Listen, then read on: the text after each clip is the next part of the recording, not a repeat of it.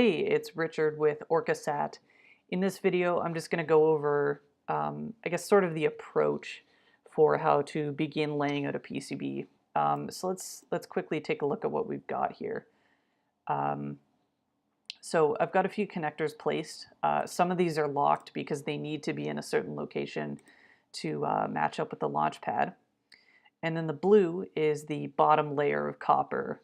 So it is a ground plane right now, but we're also going to need to jump into there every once in a while to kind of cross over the traces to actually successfully lay this out. And we've got some components that are placed-ish, and then a bunch of other components that are just kind of hanging around. So for where to place these, what I like to do is sort of pick up a group of them, and they're probably going to be related to each other-ish. And then I like to drag them around and kind of see, just get a feel for where the connections need to go. And as you move it, it's going to try and connect, like it'll make the shortest connection and show you where that is. So like obviously we have two connections to the connector over like J12, but the rest of them we have a little bit of flexibility. So this whole sort of bottom half of the board is a lot less dense than the top half, so let's sort of plunk those there for now. And let's see, maybe we can get rid of some of these that are like crossing over. So what's going on here? So this guy, that's going over there. So if I can avoid things connecting to J12, that's what I want to do, because J12 otherwise has a lot of connections. So I thought I saw it trying to go there, but apparently not. So, you know, it can go something like that is probably okay. Oh, actually, let's maybe move this out of this dense area, maybe over there or something. And you'll kind of see, and you can move stuff around once you've got some traces, and it'll make a lot more sense. So this, you know, that looks fine. Let's move this. Needs this capacitor. And you can also kind of cluster things outside of the board and see what needs to connect up. And sort of collect a few and then move them over to the board later. Anyway, let's see. Okay, we'll maybe deal with like this chip, and then okay, so this is the USB serial. So those are all related, actually. So I can see all of these components other than this test point are actually related. So I'll just grab all of them, and let's see, where does this need to go? So yeah, up to the USB. So yeah, I want to have this chip, and therefore all of these diodes and resistors and whatnot definitely up near the USB connector, because you don't want your high-speed signals from USB going very far. So let's see.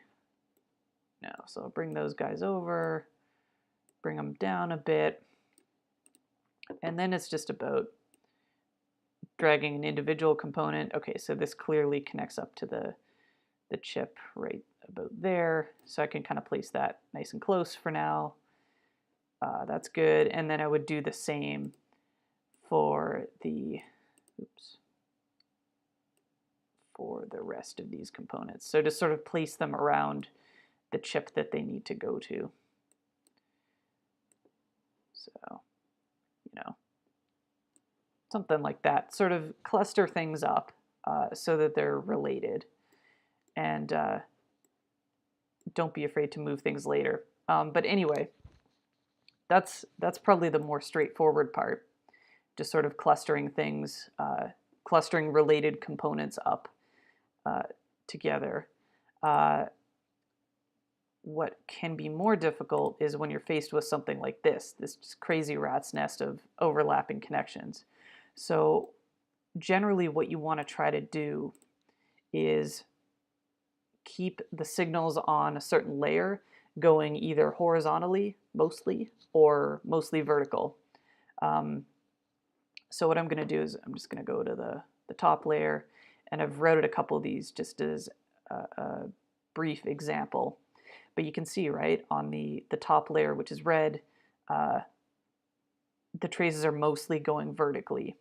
So let's handle some more of those, and you'll kind of see how this makes things easier. So got my routing button, and what I'm going to do is look for ones that are particularly far from each other. So we'll do like the longest ones first-ish. So, I mean, there's no way to avoid an overlap here, clearly. So I'll go, have a big long vertical section, click to kind of lock that in, and then Control Shift, and then scroll, and then your layer, you'll see up in the top left, you go over to your ground layer. So once you're there, click, and then you're now on the bottom layer, drawing in blue, and then you can click over to where it needs to actually go. And then just sort of make sure you scroll back up to the top layer. So Control Shift scroll when you go start a new trace. So that V is in there. We'll do a few more of these quicker, and it'll kind of illustrate. So yeah, that's another long one. So we can go maybe down a little further. Click, Control Shift, scroll up, ground, click over, and then go slam that trace in there. Okay, what else? Go for the long ones. Oops. Again, gonna make sure I'm back on my top layer for doing this. So where's this going? So that's another quite long trace. So I'm just going to go have this parallel with the rest of them, go down roughly as far as I can, click, do a via, and click over, and there we go. So you're going to end up with sort of clusters of vias as you get down as far as you can go vertically, but that'll kind of keep it cleaner. So now let's see, we want to go do, what's a big run, oops, go back to the top layer. Oh, I hate how it, okay, yeah, top layer of copper. Make sure you're not on a mechanical layer. So that's another long one. So we'll go over, and we'll go down about as far as we can go. Control Shift, scroll up, and pop a via over to go horizontally.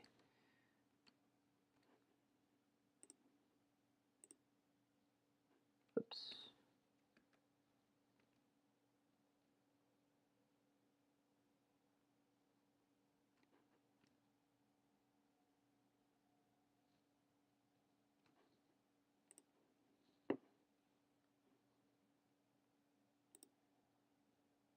So that's kind of a short one, but as long as we,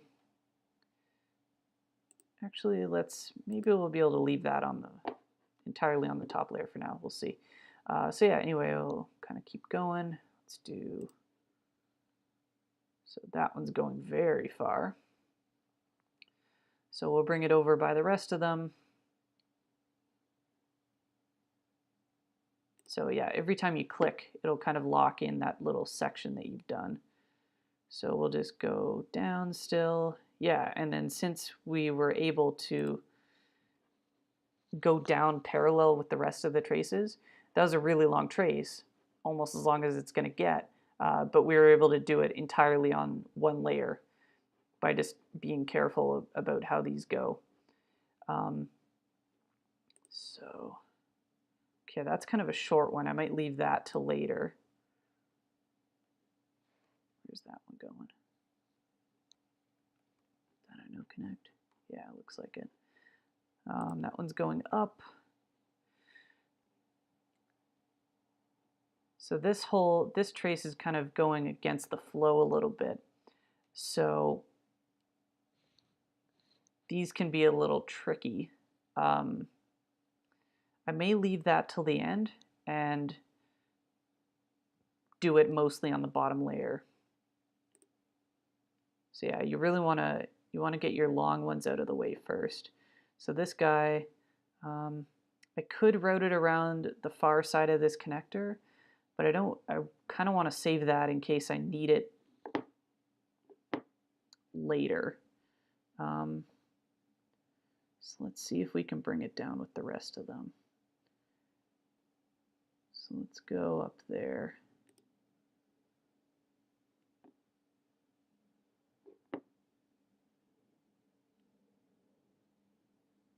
So yeah, we made it most of the way.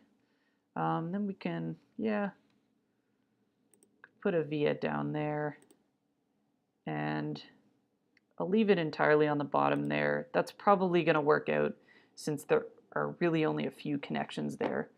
But in the future, I may need to put another one.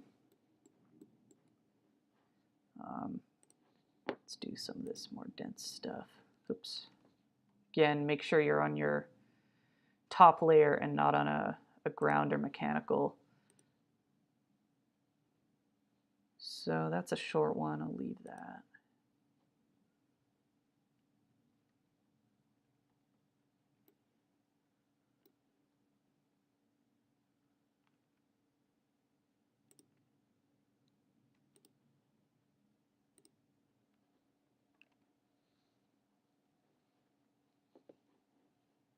See, looks like we've got a few long ones left.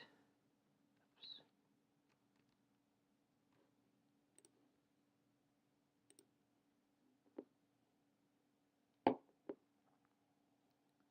So yeah, here's another case where looks like this is going to work out. Nice and laggy. Oh, so we have to go over a couple.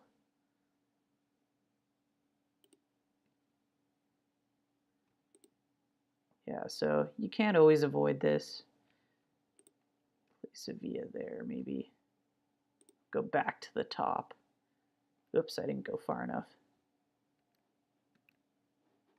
Just sort of undo that. Maybe I'll kind of go from the other side. Make it a bit more obvious.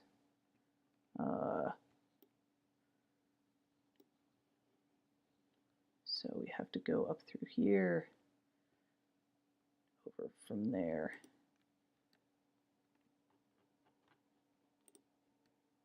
So let's delete that stuff that we did before.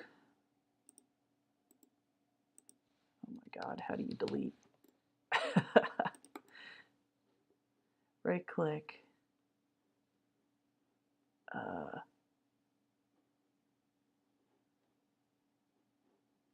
Okay, well, I will end this video and figure out how to delete a trace in Altium. Oh, there we go. Just hit delete. Okay. It was just very slow. So we got a trace there. Let's delete that little stub just with the delete key, and then I can go, and then I'll just scroll over to my blue layer.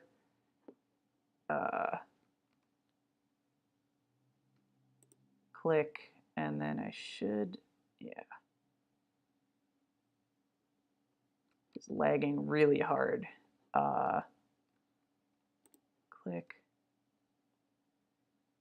Come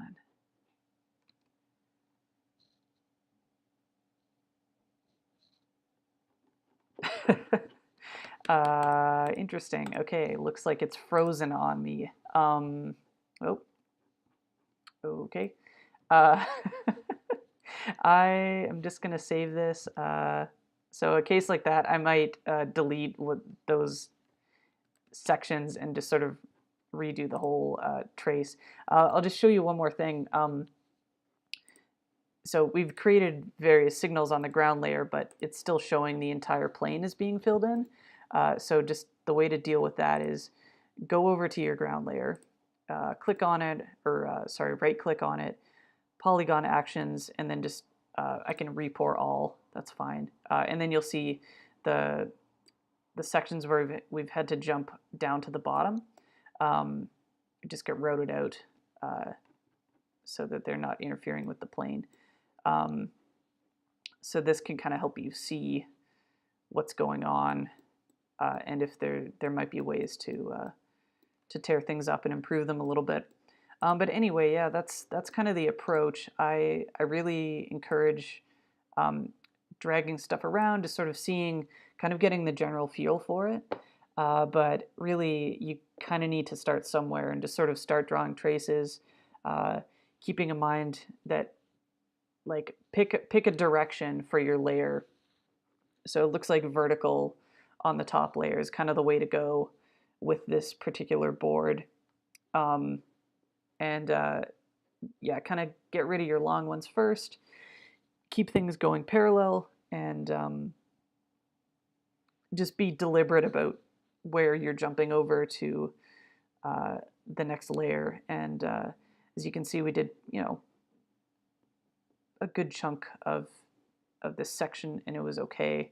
We've got a few short ones remaining, a couple more long ones, but they can be done just exactly as I've done before. And then it's kind of similar in this region here, although a little bit less dense overall. Yeah, those are the